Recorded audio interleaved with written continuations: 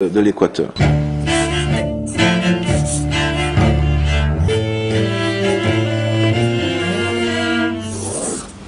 La pelea por tener acceso a la documentación fue dura, terrible. En el Ministerio de Finanzas, un colaborador nuestro, Alejandro Olmos, hijo, y mi persona, fuimos declarados personas no gratas en el Ministerio de Finanzas y todos los funcionarios del Ministerio de Finanzas hicieron una carta al ministro quejándose y denunciando nuestra posición, tanto de Alejandro Olmos como la mía, que estábamos afectando a los funcionarios del ministerio, ¿no? O sea que nosotros nos reímos de ese hecho, pero para que vea cómo nosotros hemos tenido dificultades serias en este caso y hemos sido acusados de ser los malos de la película, ¿no? En este proceso de auditoría. Παρά τα εμπόδια, η Επιτροπή κατόρθωσε να ολοκληρώσει το έργο της και διαπίστωσε ότι ένα μεγάλο κομμάτι των χρεών ήταν μη νομιμοποιημένο. Έδωσε τα συμπεράσματά της στο κράτος και το κράτος τα έδωσε στους πολίτες.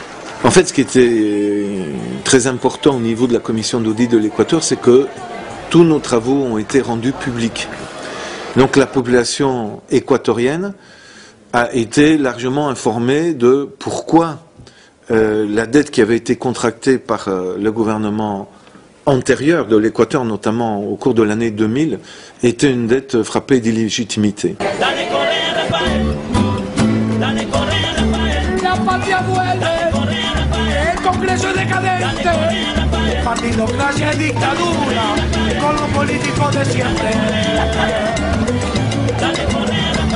El poder ciudadano te lo dice tu hermano, con la constituyente al pueblo ecuatoriano. Dale Correa, dale Correa. A esos que se creen dueños del Ecuador, nos robaron el futuro y no votaron el país. Dale Correa, dale Correa. Dale Correa, Rafael. Έχοντας τα στοιχεία από την Επιτροπή, η κυβέρνηση απέδειξε ότι το χρέος είναι μη νομιμοποιημένο και ανακοίνωσε πάυση πληρωμών για το 70% του ομολογιακού χρέους του Ισημερινού. Frente a esa situación, los tenedores de la deuda ecuatoriana comenzaron a sacar sus bonos al mercado a valores muy bajos, del 20% de su valor. ¿Y qué hizo el Ecuador en forma secreta, no? El gobierno ecuatoriano comenzó a comprar, utilizó unos 800 millones de dólares para comprar 3.000 millones de dólares de deuda. Y fue para el caso ecuatoriano una reducción muy importante de la deuda, que permitió obviamente mejorar las condiciones de vida de la gente. Il faut aussi, dans l'économie faite par l'Équateur, compter les intérêts qu'il aurait fallu payer jusque 2012 ou 2030. Et si on prend tout en compte, c'était une économie de 7 000 millions, de plus de 7 000 millions de dollars pour l'Équateur. Donc une économie très importante pour le pays, ce qui a permis au gouvernement d'augmenter très fortement les dépenses d'éducation, de santé, pour la création d'emplois aussi, pour l'amélioration des infrastructures. Ecuador is no longer in sale, you know? Hey! Hey! Hey! Hey!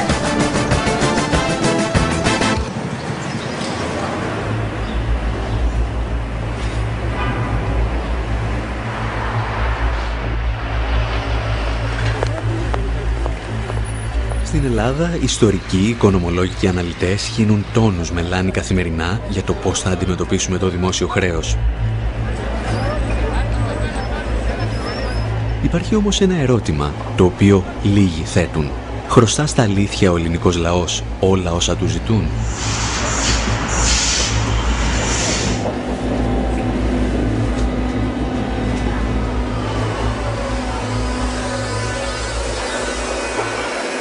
La dette plus récente de la Grèce, je dirais, c'est une dette frappée d'illégitimité et d'illégalité. Alors, quels sont les signes de ça? Quand les autorités d'un pays reçoivent des pots de vin de la part de grandes sociétés transnationales, et c'est le cas de Siemens, qui, avec sa filiale Siemens Hellas, a distribué de l'argent, des pots de vin, à des responsables, à des ministres, à des hauts fonctionnaires, depuis plus de 10 ans, pour gagner des contrats.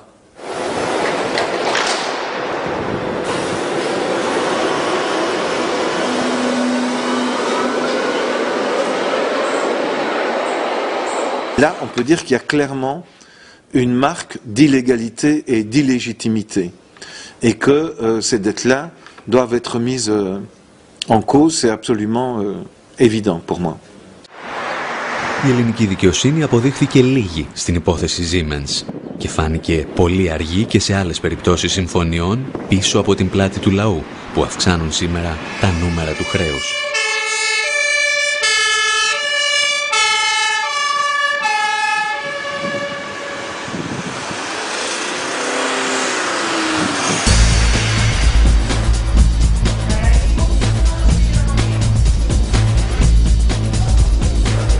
Με τα διαβόητα swaps του 2001 η κυβέρνηση υποθήκευσε το μέλλον για να δείξει ένα ψεύτικο καλύτερο παρόν. Εμφάνισε μικρότερο το χρέος της χώρας μετατρέποντας ένα δάνειο από γεν σε ευρώ με βάση παλαιότερες ισοτιμίες. Βοηθός της στο μαγείρεμα η Goldman Sachs που κέρδισε εκατομμύρια από αυτό το deal.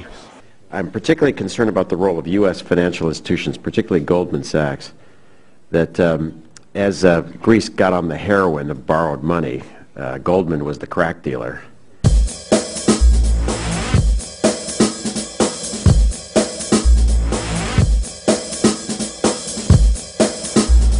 Το κόλπο πέτυχε για πολλά χρόνια και οι ελληνικές πολιτικές ελίτ έδειξαν ότι ξέρουν να ανταμείβουν τους συμμάχους τους.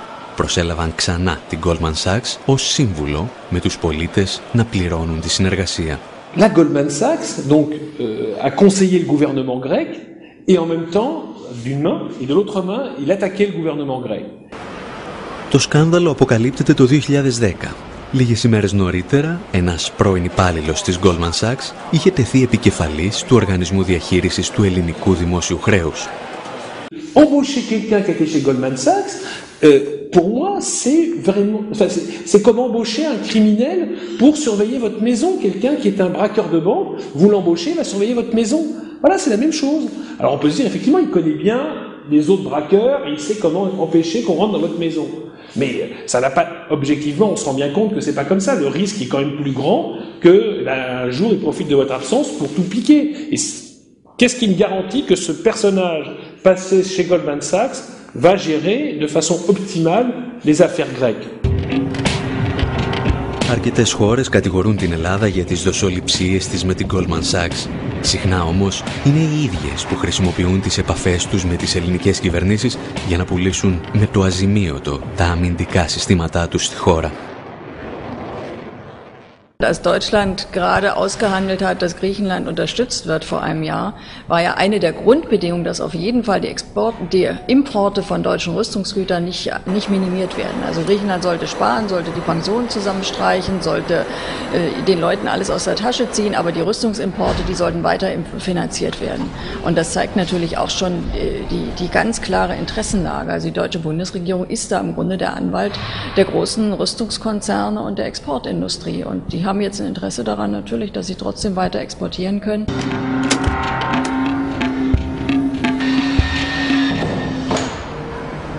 On est quand même hypocrite. Ces derniers mois, la France a vendu 6 frégates à la Grèce pour 2,5 milliards, des hélicoptères pour plus de 400 millions, des Rafales, un Rafale à 100 millions. Là, malheureusement, mon espionnage ne m'a pas permis de dire si c'est 10 ou 20 ou 30 Rafales. Ça fait presque 3 milliards. Et puis il y a, l'Allemagne a vendu 6 sous-marins dans les prochaines années à la Grèce il y a quelques mois. Ça fait 1 milliard. Mais on est complètement hypocrite. On leur donne de l'argent pour acheter nos armes.